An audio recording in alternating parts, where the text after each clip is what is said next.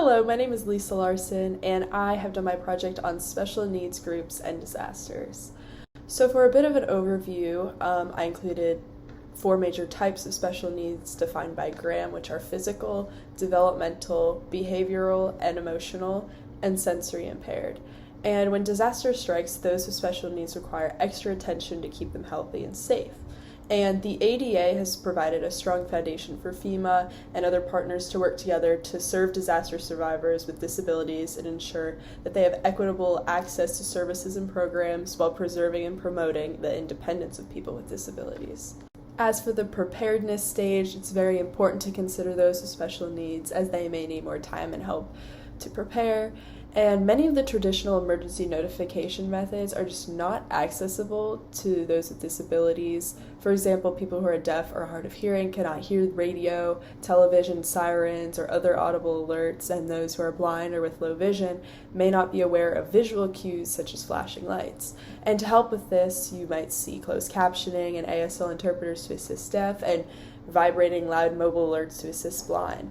And using a combination of emergency alert methods is more effective than relying on just one method alone, such as audio or visual. And as you can tell by the picture, it's very common during emergency conferences or speeches to have an American Sign Language interpreter on screen to help those that are deaf or hard of hearing.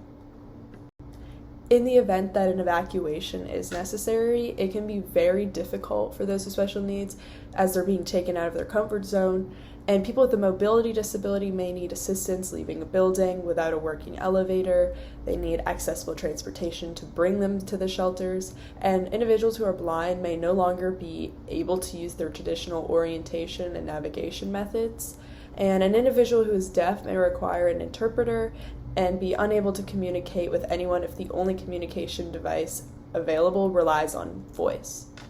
And moving to the special needs shelters, they're designed to meet the needs of people who require extra assistance and that exceed the services provided at a general population shelter.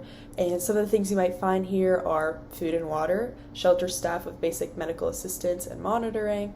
You won't see any complex medical equipment or care. It's not a hospital, but they can bring in their caregivers and the clients. They have a sleeping area. They have backup electricity for light and essential medical equipment. And of course, service animals are welcome. Many different counties and states, including Florida, have a registry of those with special needs so that they can ensure that they get assistance during emergency situations.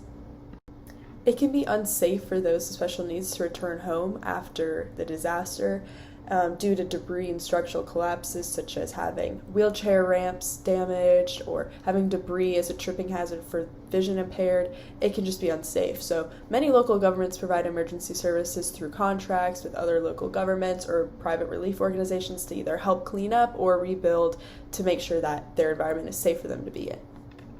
And here are my references. Thank you.